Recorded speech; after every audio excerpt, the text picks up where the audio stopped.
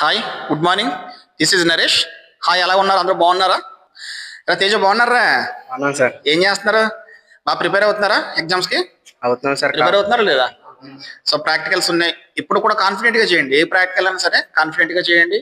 బాగా కష్టపడ్డారు, బాగా చదువుకున్నారు కాబట్టి కష్టపడి ఏం కాదు. ప్రాక్టికల్స్ బాగా జరిగినాయి అనుకో, 30%కి మాక్సిమం స్కోర్ చేస్తే ఉన్నది ఈజీ అవుతుంది 70 థియరీకి. ఓకేనా? అలా చిన్న మాట చెప్పాలనుకుంటున్నాను మీకు. ఒకటి, ఒక గొప్ప రాజు కోసం చెప్తా. అంటే మనం పుట్టుక చనిపోవడం ప్రతి ఒక్కటి కామన్ కదా. ప్రతి ఒక్కడు పుడతాడు, చనిపోతాడు, అవునా కదా? సో అలానే పుట్టుక చనిపోవడం కాకుండా మనం ఏదో ఒకటి సాధించాలి. దీనికి ఇన్స్పిరేషనల్ గా వచ్చిన స్టోరీ చెప్తాను మీకు. ఒక గ్రీకు రాజు, ఆయన పేరు ఏంటంటే అలెగ్జాండర్. ఆయన బాబిలోనియాలో పుట్టాడు. ఆయన తండ్రి అప్పటికే రాజు అన్నమాట. సో ఆ రాజు కొన్ని అనారోగ్య కారణాల వల్ల తను చనిపోతే ఆ రాజ్యానికి అతి చిన్న వయసులోనే రాజ్యానికి రాజు అయ్యాడంట అలెగ్జాండర్. అలెగ్జాండర్ రాజు అయ్యి గ్రీకు నుంచి భారతదేశం వరకు కూడా అనేక రాజ్యాలని దాడి చేసి, దండయాత్ర చేసి, జైత్రయాత్ర అంటే అక్కడి నుంచి గ్రీకు నుంచి కూడా ఇండియా వరకు కూడా అనేక రాజ్యాలని ఆయన ఆక్రమించుకొని ప్రపంచ జైత్రయాత్రికుల్లాగా కొనసాగాడు అనమాట. అలాంటి గొప్ప రాజు. ఆయన పుట్టింది క్రీస్తు పూర్వం 356లో పుట్టాడు. క్రీస్తు పూర్వం 323లో చనిపోయాడు.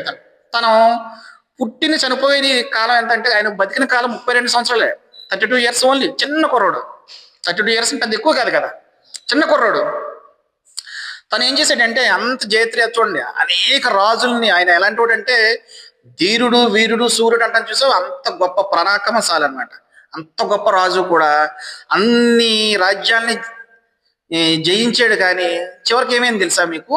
ఆయనకి చిన్న దోమకాటు వల్ల చనిపోయాడండి. చూడండి, ఆ దోమకాటు టైఫాయిడ్, మలేరియా లాగా వచ్చి, ఒక జ్వరం వచ్చి, ఫ్లూ జ్వరం లాగా వచ్చి చనిపోయాడంట తను. చూడండి, 32 సంవత్సరాలకే ప్రపంచాన్ని జయించాడు, చిన్ని దోమ చేతిలో చనిపోయాడు. అంటే బ్రతికింది ఎంతైనా సరే పక్కన పెడితే ఆయన ఏం చేశాడు? ఒక రాజులాగా, కింగ్ లాగా బతికి అక్కడ నుంచి జైత్రయాత్ర కొనసాగించి చిన్ని కాటు వల్ల చనిపోయాడు. అంటే ఇది ఎందుకు చెప్తున్నాను రా అంటే, ప్రతి మనిషికి అన్నీ తెలియాలని లేదు కదా, అంతేనా కదా? అంటే ఎంత తెలివైనవాడన్నా, ఎంత ఇదైనా సరే, తెలివైనవాడు కూడా తెలియని విషయాలు కొన్ని ఉంటాయి, తెలివి తక్కువ కూడా తెలిసిన విషయాలు కొన్ని ఉంటాయి, అవునా కదా? ఎప్పుడు కూడా మన మైండ్ని పాజిటివ్ గానే పెట్టుకోవాలి. మనం పాజిటివ్ మైండ్ సెట్తో ఉండాలి.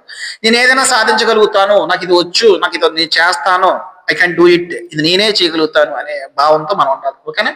అంటే మీరు ఎందుకు చెప్తున్నారంటే ఈ మాటలు, మీకు కాన్ఫిడెంట్గా ఎగ్జామ్స్, ఈ ప్రాక్టికల్స్ అలాగే థియరీ కూడా బాగా అటెంప్ట్ చేయండి. ఇలా అటెంప్ట్ చేసినట్లయితే కనుక మీరు డెఫినెట్లీగా మంచి స్కోర్ మీరు రీచ్ అవుతారు. ఓకేనా? All the best.